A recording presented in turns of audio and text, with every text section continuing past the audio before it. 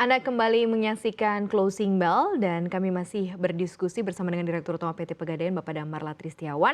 Kita bahas lebih lengkap lagi terkait mengenai bagaimana kinerja Pegadaian seiring juga dengan semakin berkilaunya harga emas dunia ya. Karena banyak juga yang optimis harga emas ini mungkin bisa di atas 2.000 katanya, 2.000 dolar ya Pak. Berarti ini kan semakin emas dan kilaunya makin menyilaukan ya. Tapi kita lihat sisi yang lain Pak Damar. Contohnya misalnya untuk bisnis jasa, misalnya seperti tabungan emas. Bagaimana evaluasinya, kemudian juga demand-nya masyarakat sejauh ini seperti apa, berapa jumlahnya, apakah cukup juga lumayan bertambah ya, seiring juga mungkin masyarakat yang ikut secara global kan harga emasnya juga naik nih Pak Damar. Mbak Maria, ini agak sedikit unik nih Pegadaian. Pegadaian ini punya tema. Tema tahun ini adalah mengemaskan Indonesia. Jadi kami sejalan dengan visi kami untuk salah satunya untuk inklusi maupun memberikan inklusi keuangan kepada masyarakat. Kami mempunyai rencana untuk semua masyarakat Indonesia mengenal emas. Mulai dari usia anak-anak bahkan semakin tua tuh kita usahakan untuk mengenal emas. Karena apa? Emas ini sangat menarik karena harga emas ini sangat bisa mengikuti nilai, mempertahankan nilainya. Bahkan dari kapanpun harga emas itu ya meskipun harga emasnya naik, tapi sebenarnya nilai untuk menjual, nilai daya belinya itu sama. Ya mau beli misalnya 1 dinar kambing 1.400 tahun yang lalu sampai sekarang pun sama 1 dinar emas. Nah, ini menjadi orang menarik kenapa punya emas sehingga Pegadaian itu sangat concern banget untuk memberikan edukasi bagaimana nabung emas. Salah satu yuk nabung emas ke Pegadaian yuk. Karena apa? Orang investasi emas itu yang diperlukan pertama adalah kemudahan, yang kedua adalah keamanan, yang ketiga adalah bisa diawasin ataupun lembaga terpercaya. Jadi imbauan kami masyarakat, yuk kalau mau investasi emas jangan sampai terjerumus dengan adanya investasi bodong. Yang ilegal. Ilegal. Makanya Pegadaian bekerja sama dengan OJK, membantu OJK untuk menyampaikan masalah yuk menabung emasnya. Dan sendiri Pegadaian itu punya tabungan emas yang sangat unik, lewat digital bisa, lewat fisik juga bisa, mau nyicil bisa, mau arisan bisa. Jadi segala macam untuk kalau kita udah punya niat beli emas, ayo datang Pegadaian, kami bantu, kami solusi kebutuhannya apa. Sehingga Mbak Maria mau pengen aku mau beli emas, nyicil aja boleh. Mau beli sekilo sekarang kita ikat hari, kemudian cicil berapa tahun bisa. Atau mungkin tiap hari menabung. Atau lebih mudah lagi pakai digital. Jadi pakai digital namanya Pegadaian Digital Service itu hanya dengan 10.000 bisa untuk beli emas 0,01. Nah itu 0,01 berapa tuh Pak? 10.000 deh, 10.000 Pak. Iya kalau harga emas 1 juta berarti 0,01 hanya 10.000. Ini di Pegadaian sangat dahsyat banget nasabahnya sekarang udah sampai 8 juta nasabah yang menabung emas di Pegadaian.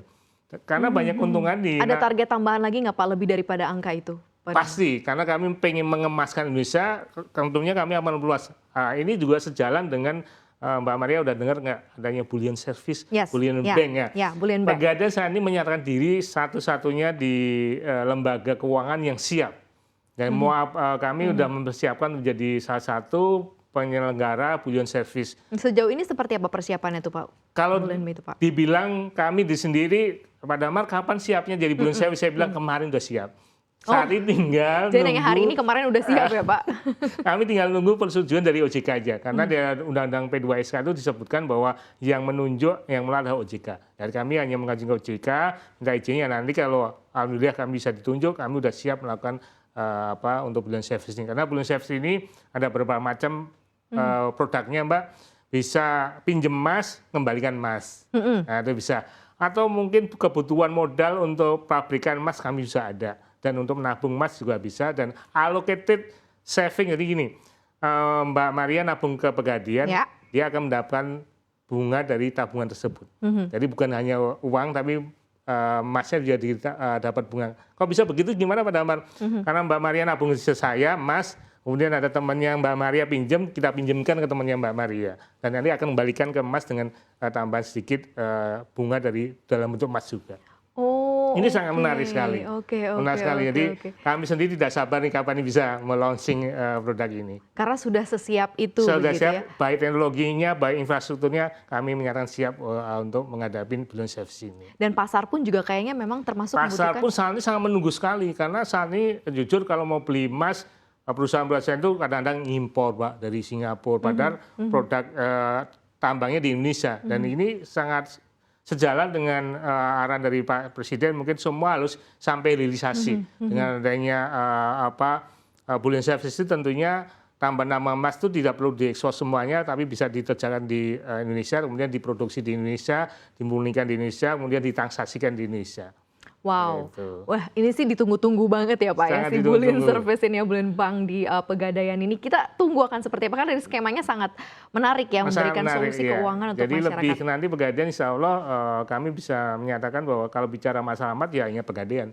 Jadi saya bilang kan OASL kami ataupun pembiayaan kami keluarkan saat itu senilai 52 triliun untuk Gadainya. Itu kalau ditanya 52 triliun itu berapa ton emas itu? Ya mungkin sekitar kalau emas 75 bisa 90 ton emas. 90 ton emas ya? Yang emas masyarakat yang kami simpan untuk pembiayaan ini. Nah ini sangat menarik karena memang ternyata tidak cuma satu cakupan saja begitu yang dikembangkan oleh Pegadaian, ternyata banyak gitu ya.